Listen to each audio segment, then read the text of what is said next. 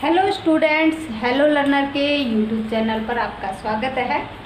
आज हम कक्षा 9th के विषय गणित की प्रश्नावली 2.2 कर रहे हैं। प्रश्नावली 2.2 में हमारे पास कोई भी बहुपद है, अलग अलग संख्याओं पर उसके मान ज्ञात करने हैं। तो सबसे पहले प्रश्नावली 2.2 का हम पहला सवाल करते हैं। पहला सवाल हमारा है बहुपद 5x - 4x की 2 + 3। ये बहुपद है हमारे पास 5x - 4x की 2 + 3। x बराबर 0, x बराबर -1 और x बराबर 2 पर इसके मान ज्ञात करने हैं। सबसे पहले हम x बराबर 0 पर इस बहुपद का मान ज्ञात करते हैं। x बराबर 0 का मतलब है इस बहुपद में जहाँ भी x है वहाँ 0 रखेंगे। तो देखिए P0 बराबर 5 गुणा का 0 - 4 गुणा 0 का स्क्वायर प्लस का 3। तो 5 को 0 से गुणा करेंगे तो क्या आएगा? 5 को 0 से गुणा करेंगे या किसी भी संख्या को 0 से गुणा करेंगे, किसी भी वास्तविक संख्या को 0 से गुणा करेंगे तो वो क्या होगा? 0 माइनस का 0। 4 को 0 से गुणा करेंगे तो 0 प्लस 3। तो ये मान क्या आ गया? 3 आ गया मान। अब दूसरा किस पे x की वैल्यू क्या दे रखी है? -1। तो x बराबर -1 पे बहुपद का मान तो P-1। P-1 का मतलब है यहाँ पे x है, इसका मतलब x की जगह हमने -1 रख दिया। तो अब आगे भी जहाँ जहाँ x है उसकी जगह पर हमें -1 रखना होगा। तो 5 गुणा -1 -4 गुणा -1 का स्क्वायर प्लस का 3। ये हो गया -5 -4 -1 की पावर 2। -1 की पावर 2 का मतलब है -1 को -1 से गुणा कीजिए और -1 को -1 से गुणा करेंगे तो क्या आएगा? +1। तो ये हो गया 4 गुणा 1 प्लस का 3। ये हो गया -5 -4 प्लस 3। -5 -4 यानी -9 प्लस 3 यानी -6। ये दूसरा मान हो गया। और तीसरा दे रखा है हमारे पास x इक्वल टू है 2, यानी बहुपद में अब की बार क्या रखेंगे हम? x के स्थान पे 2। तो 5 गुणा 2 -4 गुणा 2 की पावर 2 प्लस का 3। और 5 को 2 से गुणा करेंगे तो क्या आएगा? 10 माइनस 2 की पावर 2 यानी 2 का वर्ग। 2 का वर्ग क्या होगा? 4। तो 4 गुणा 4 प्लस का 3। ये हो गया 10 माइनस 4 चौकी 16 प्लस का 3। अब देखिए कैसे करते हैं। 10 में 10 और 3 दोनों ही प्लस के हैं, इसलिए दोनों को पहले जोड़ लेते हैं। तो ये हो गया 13 माइनस 16 और 13 में से 16 घटाएंगे तो क्या आएगा? -3। ये हमारा प्रश्न नंबर 1 हुआ। अब हम करेंगे प्रश्न नंबर 2। प्रश्न नंबर 2 हमारे पास है निम्नलिखित बहुपदों में से प्रत्येक बहुपद के लिए P0, P1, P2 का मान ज्ञात कीजिए। तो सबसे पहला बहुपद हमारा है Py बराबर y² - y plus 1। Question number 2 का पहला भाग में हमारे पास बहुपद दिया हुआ है P² y² - y plus 1, y² - y plus 1। इस बहुपद का 0 पर, 1 पर और 2 पर मान ज्ञात करना है। तो देखिए कैसे करेंगे। P0 करेंगे तो y जहाँ भी है वहाँ 0 रखेंगे। ये हो गया 0 -0 प्लस 1 और ये आ गया 1। अब 1 पर इस बहुपद का मान ज्ञात करेंगे तो P1 इक्वल टू y की जगह अब की बार क्या रखेंगे? 1। तो 1 का स्क्वायर -1 प्लस 1, 1 से 1 कैंसिल। 1 का स्क्वायर क्या होता है? 1 का स्क्वायर 1 होगा। 1 का स्क्वायर का मतलब 1 को 1 से मल्टीप्लाई करेंगे, गुणा करेंगे। तो 1 को 1 से गुणा करेंगे तो 1 आएगा। अब P2 यानी y बराबर 2 पर इसका बहुपद का मान ज्ञात करेंगे। तो देखिए 2 की पावर 2 -2 प्लस 1 और 2 की पावर 2 यानी 2 का वर्ग, और 2 का वर्ग होता है 4। तो 4 -2 प्लस 1। 4 और 1 दोनों प्लस के हैं तो 4 में 1 जोड़ेंगे तो 5, 5 - 2 बराबर 3। ये हो गया हमारा पहला सवाल। दूसरा सवाल हमारे पास है Px बराबर PT बराबर पी टी बराबर 2 minus T plus 2t² minus T की पावर 3, 2t² माइनस टी की पावर 3। फिर अब की बार टी की जगह क्या रखेंगे, वही बहुपद में 0, 1 और 2 रखना है हमें। तो रखिए सबसे पहले p0 रखेंगे तो 2 माइनस 0 प्लस 2 गुना 0 का स्क्वायर माइनस 0 की पावर 3। यानी जहाँ जहाँ भी हमारे पास t था वहाँ वहाँ हमने 0 रखा। यहाँ आ गया हमारा आंसर 2।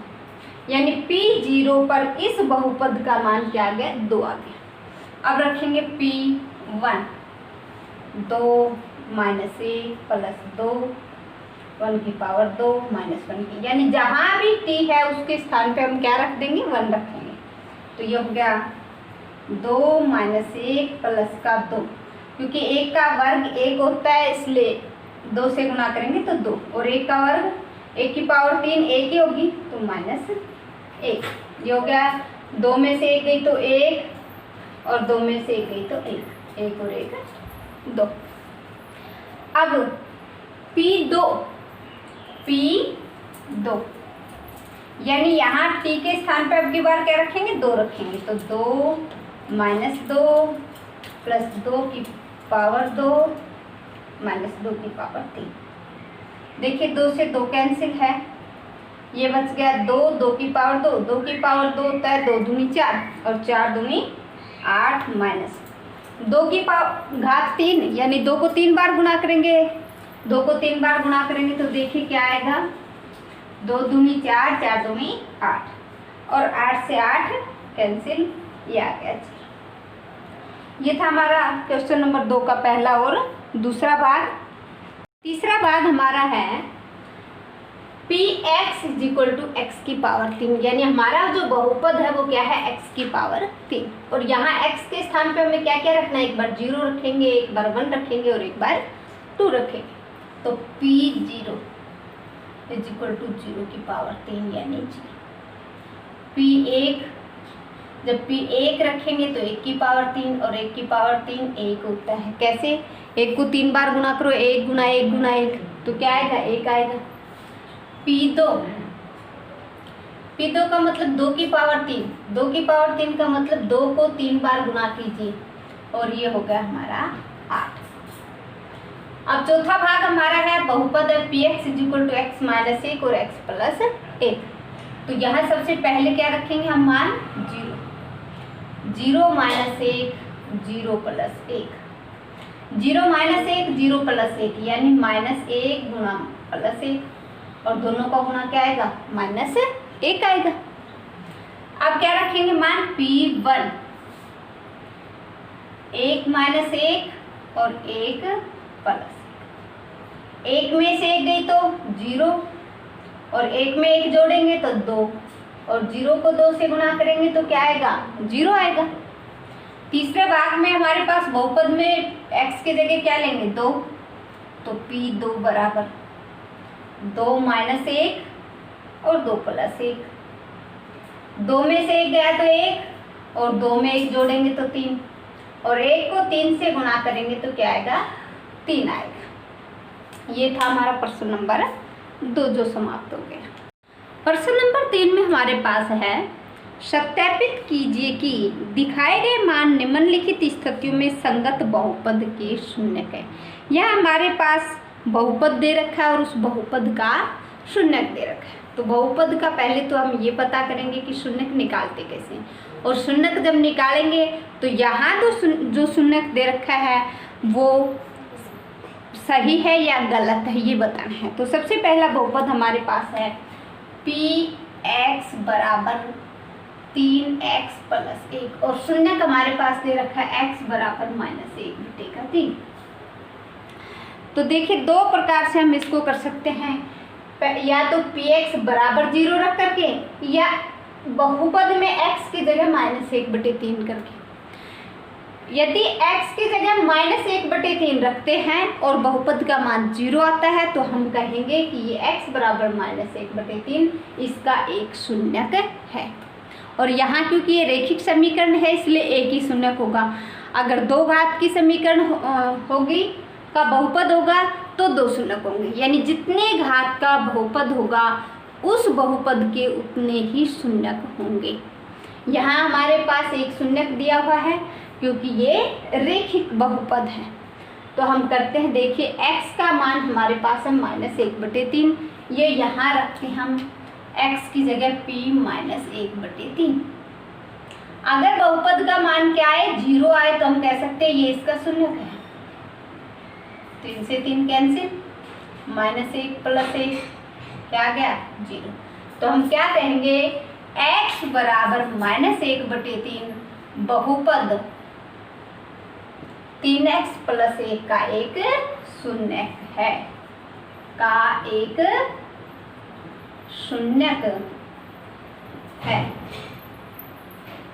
दूसरा भाग है क्वेश्चन नंबर 3 का, ये पहला भाग था। दूसरा भाग है px = 5x - पाई। px = 5x - पाई और x = दे रखा है 4/5। तो हमें ये बताना है कि ये इसका शून्यक है या नहीं। तो देखिए p 4/5, x की जगह हम क्या रखेंगे 4/5, 5x के स्थान पे 4/5 - पाई। अगर इस बहुपद का मान शून्य का आता है तो हम कहेंगे, शून्य आता है यानी 0 आता है, तो हम कहेंगे कि x बराबर 4/5 इस बहुपद का एक शून्यक है, नहीं तो नहीं है। 5 से 5 कैंसिल, बच गया क्या 4 - पाई।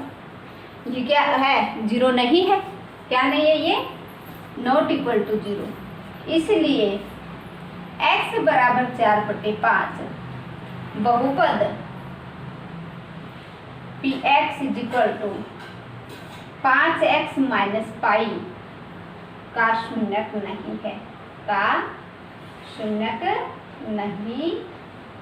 है, अब हम करेंगे इसका तीसरा भाग। तीसरा भाग हमारे पास है, बहुपद ये दिया हुआ है और इसके शून्यक ये है। हमें ये बताना है कि ये x बराबर -1 और +1 इस बहुपद की शून्यक है या नहीं है।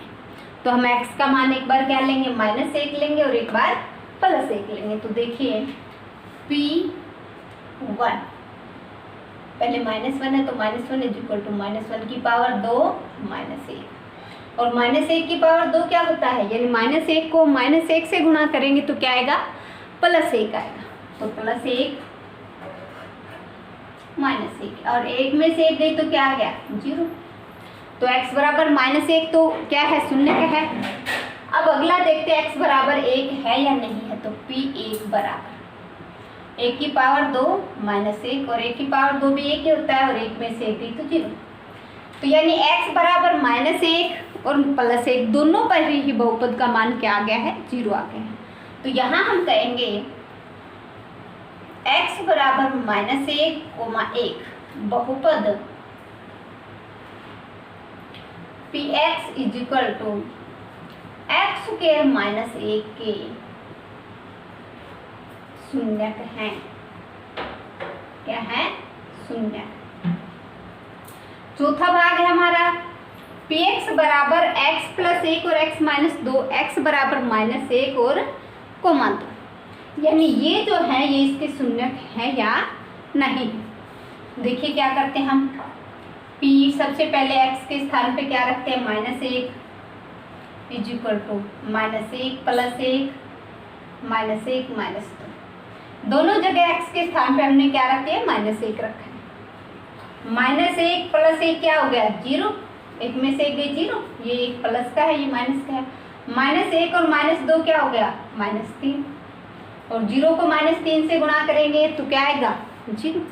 किसी भी वास्तविक संख्या को किससे गुणा करेंगे, 0 से गुणा करेंगे तो क्या आएगा 0, या किसी भी चर या अचर को 0 से गुणा करने पर 0 आता है।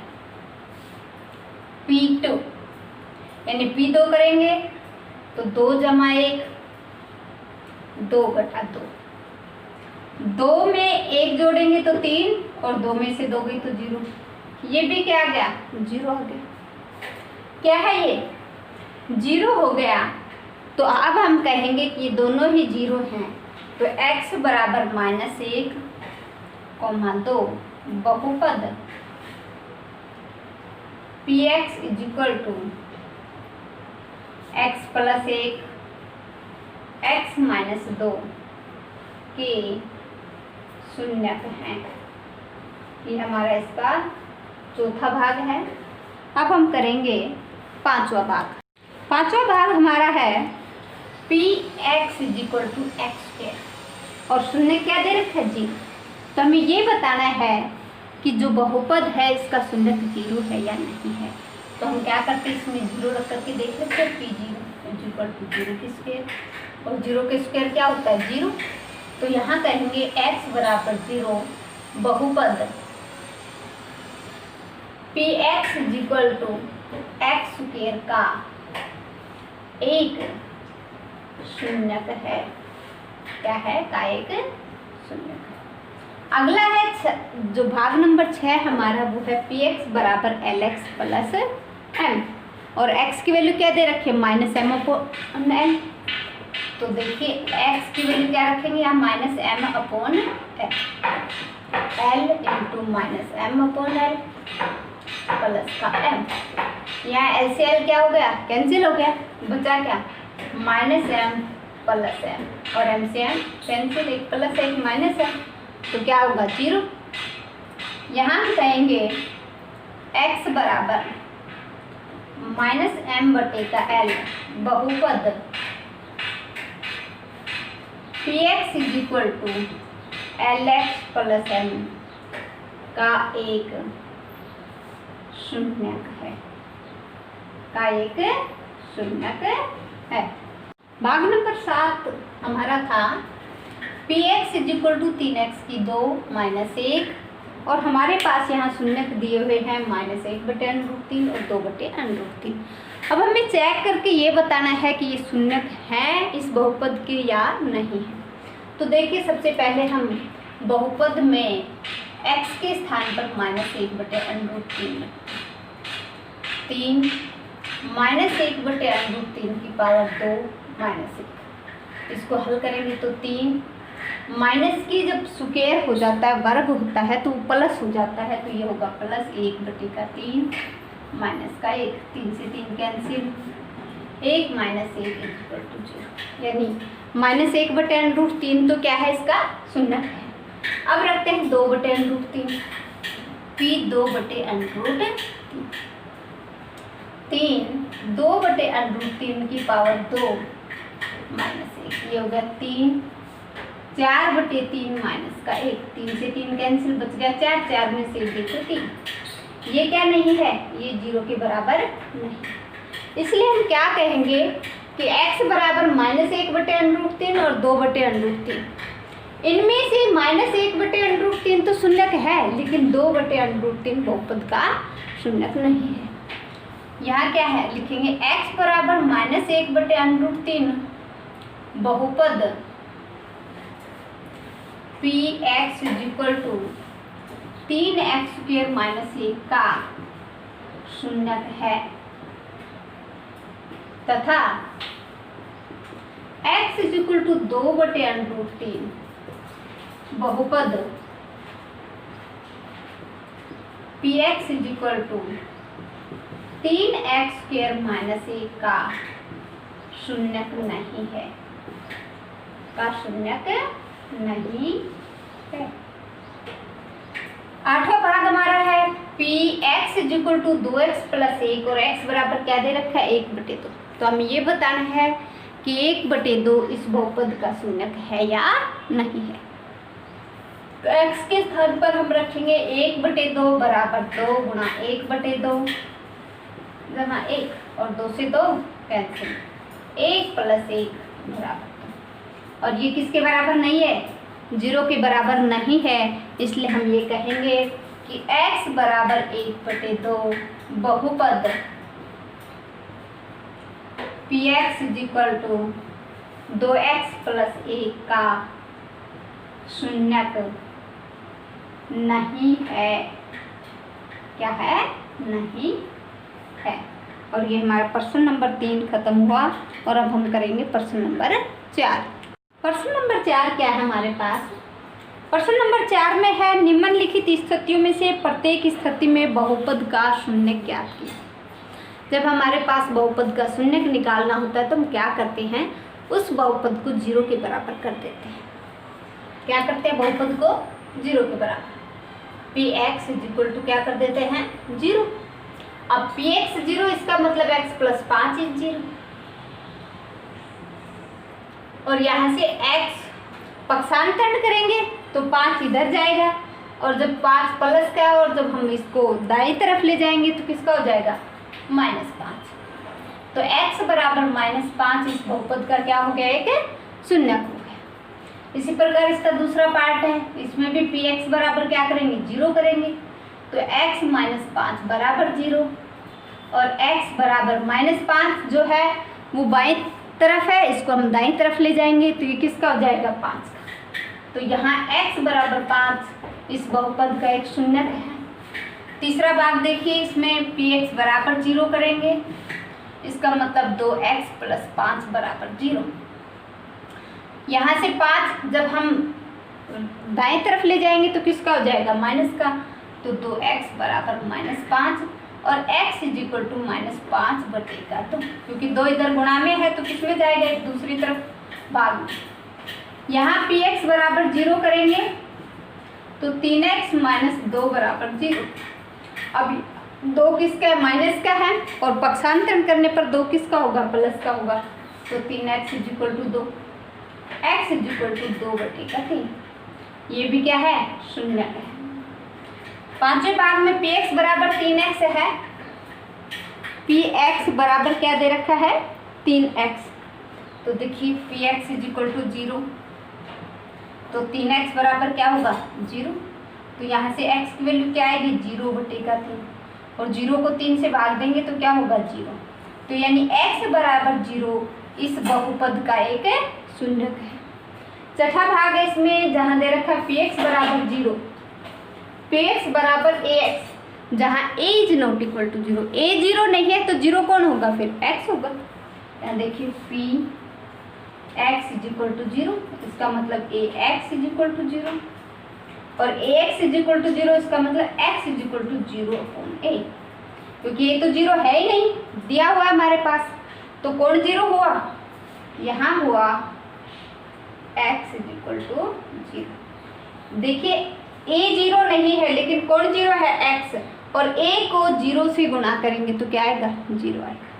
और सातवां और लास्ट भाग हमारा है px is equal to cx plus d। तो क्या करते हैं, यहाँ कर देती हूँ मैं आखिरी भाग को, px is equal to 0, px 0 है, इसका मतलब कौन 0 है, cx plus d is equal to 0, और cx plus d, c is not equal to 0, c और d दोनों क्या है, वास्तविक संख्या हैं। तो यहाँ क्या करेंगे हम, cx is equal to -d, d plus का है, जब दाएं तरफ जाएगा तो किसका हो जाएगा, माइनस का, और यहाँ से x की value d minus d upon c. -d/c